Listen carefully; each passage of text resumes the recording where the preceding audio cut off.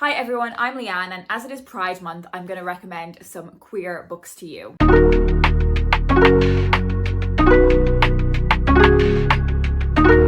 So what I'm probably going to put in the title of this video is that it's going to be books with bisexual characters, but if I'm being honest, I don't fully remember how all of the characters that I'm going to be talking about identify, whether they do self-identify as a particular sexuality at any point, but all of these characters have romantic and or sexual interest in more than one gender. But I don't remember if all of the characters like specifically say that they are bisexual. I know people within the community have differing feelings around the word queer, but the word queer is something that I myself, when referencing my own sexuality, is a term that I feel really like comfortable in.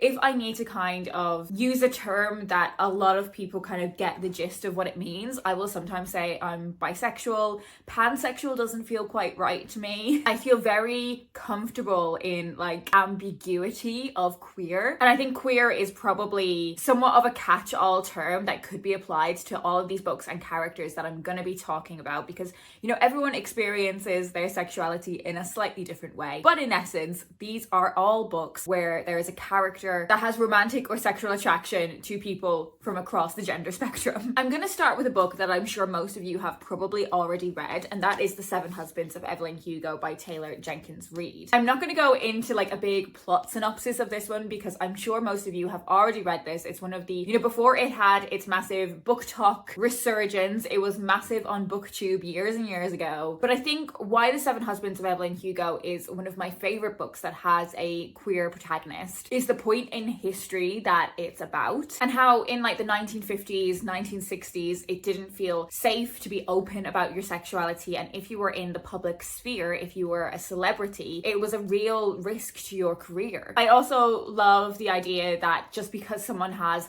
many public relationships with men doesn't mean that that is reflective of the entirety of their sexuality. This book was hyped up to me so much for many years, and for that reason it actually took me a while to get to it because I just wasn't sure if it would live up to the hype. I was scared, but it absolutely delivered and is one of my favorite books. Then a recent read, there's actually quite a few recent reads in these selections, was Doublebooked by Lily Linden. So this is about Georgina, who has quite a strict and regulated routine. She has this like shared calendar with her boyfriend that is very regimented. And then one wild night, she finds herself auditioning to be part of this lesbian pop band. And through joining this band, she not only gradually comes to understand and accept things about her sexuality and that she is attracted to women, but it also reawakens and reinvigorates her passion for music. So she has been a piano teacher for many years, but she hasn't been creating her own music. So she finds herself torn between the safety of the life that she has at the moment that is quite regimented, quite settled, and this new life that is full of excitement and exploration. This book was packed full of lots of experiences that I really resonated with. So things like straight men's reaction to bisexual women, lesbian women's reaction to bisexual women, what is considered kind of the traditional ideal of how a relationship is going to go and how you settle down. I think this is really funny. It's really relatable. I think if you are someone that has ever kind of struggled to fully understand your bisexuality, you'll feel a lot of resonance with this book. Of course, I want to recommend Heartstoppper by Alice Oseman. This is the only young adult book that I have on the list, but I think this is just such an important book in like the bisexual queer canon. It is a graphic novel targeted at young adults, but I enjoyed it reading it so much as an adult. It is about the romance between teenagers Nick and Charlie, who are going through all the kind of trials and tribulations of those early attractions, those confusing feelings, all around first loves. I would recommend any and all Alice Oseman books, but what I really love about the first edition of the graphic novel series is Nick gradually coming to terms with him being bisexual, and I think it's so important to have a teenage boy that is dealing with that experience, and how it really is incredibly confusing at that age when you know that you have been attracted to, in Nick's case, he's been attracted to girls, but gradually you begin to realize that it's not just girls that you're attracted to.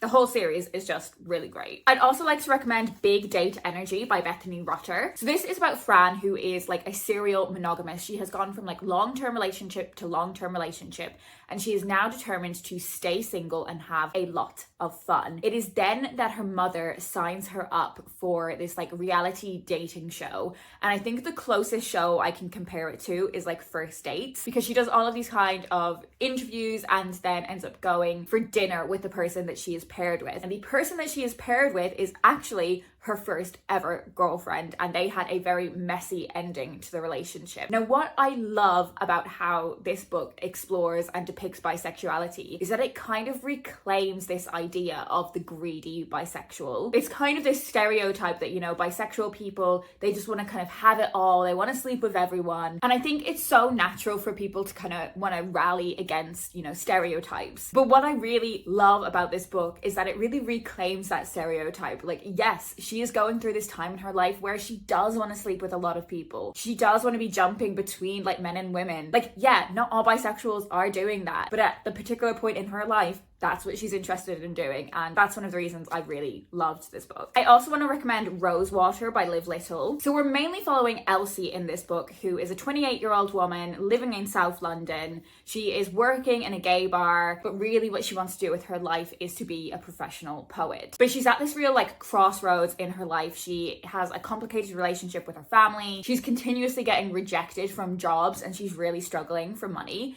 So she ends up moving in with her best friend. And really the intimacy in that relationship is what I love about its depiction of queerness. And what we see very often is a very intense and intimate relationship between two women. The foundations of that relationship being in friendship, but there being something more there. There is an attraction there. And how the intensity of those feelings lead to conflict, and how people fail to communicate how they actually feel about the other person. This book explores lots of different topics. You know, it explores race, it explores being a young creative in London. It has a lot to do with the sex industry, but the intensity and complexity of that relationship between those two friends who are both absolutely dying to be more than friends, but just don't know how to communicate to one another. That's what I really love about this book. I also have This Love by Lottie Jeffs, and this is another one that has a very intense and complicated friendship at the core of it. We are following May and Ari, who meet at Leeds University, and we follow them through the subsequent years of their life as they drift in and out of each other's lives. Both of their careers go in different directions. Both of their romantic relationships have their own individual complexities, but at the core of it, there is still this incredibly close bond between the two of them. May is a lesbian, and when she first meets Ari, she assumes that he is a gay man,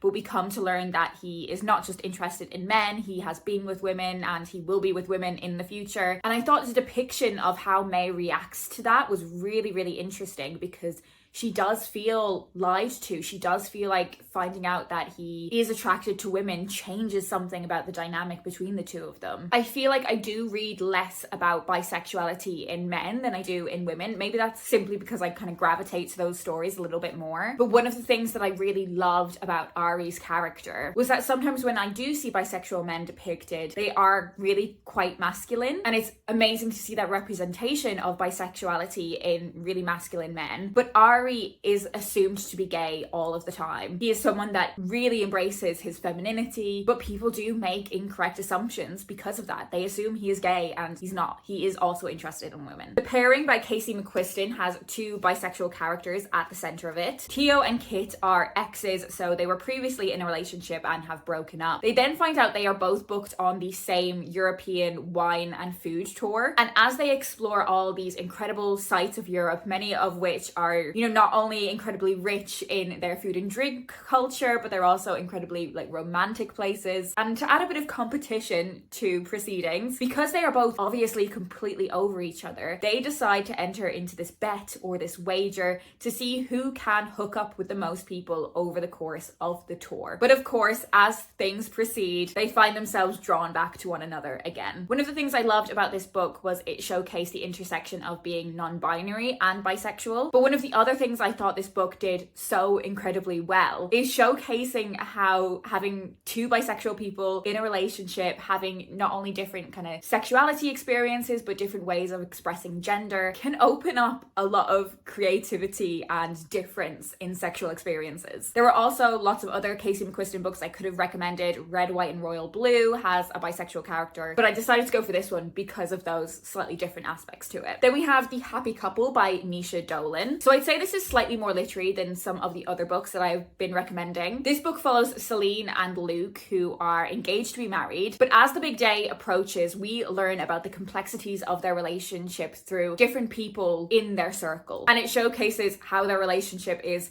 really very far from perfect. Both Celine and Luke are bisexual, and their exes do play a role in the complexity of their relationship. And what I was really impressed with when it came to this book was how them both being bisexual felt really incidental. And I think the author did an incredible job of striking the balance between them both being people who cheat, but it not feeling like it was playing up to another bisexual stereotype. So another bisexual stereotype being that they always cheat. And I thought how the author managed to paint that in a really nuanced way, where it was like, yes they do, but it's not because they're bisexual that they do it, was really delicately done. The Magnificent Sons by Justin Myers is a book that I completely adore. So this is about Jake, who is 29 years old when his younger brother comes out as gay. Now, it's not particularly surprising to anyone that his younger brother has come out, and the reaction to it is very positive, very celebratory, very loving. And when Jake sees that reaction, it's quite surprising for him, and it stirs up a lot of feelings that he himself kind of buried over the years. And he realizes that he's not particularly happy. You know, he has this good job, he has this fantastic girlfriend, but he begins to realize that he's not being entirely authentic and entirely himself. And he realizes that he is bisexual. I really loved how it explored him having that realization, you know, a slightly later in life. You know, his brother is like, I think his brother's maybe like 18 or 19. Jake is 29. So I think it's great to have a story with someone realizing their sexuality a little bit later on. I thought the novel did a great job of showing how that can be complicated for that person's partner. And I loved how it explored the different upbringings that Jake and his younger brother had, and how that impacted the difference in how they were able to embrace their sexualities. And then the final book I'm going to recommend is one that I finished very recently, and that is Green Dot by Madeline Gray. So this is about Hera. She is in her mid-20s. She has just started a job in an office where she has this very boring role. She is like moderating comments, and one of her only sources of entertainment is an older male colleague. And the relationship between them goes from like some cheeky like instant messages to a full-blown affair. This man is married, and throughout the book we know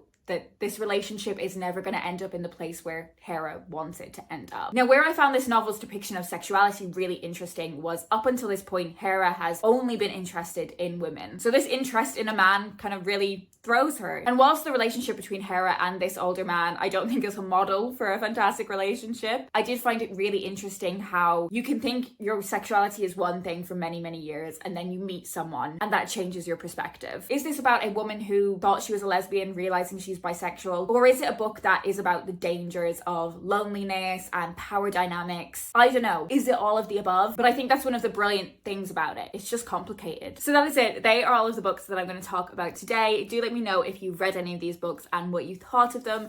Do you have any recommendations for me based on the books that I've spoken about today? Obviously, the emoji I want you to leave me is a rainbow. So if you don't have anything particular to say, but you want to let me know you're here, whack that rainbow emoji down in the comments. That is it for me today. I hope you're well. I hope you're having a fabulous Pride Month, and I will speak to you in my next video.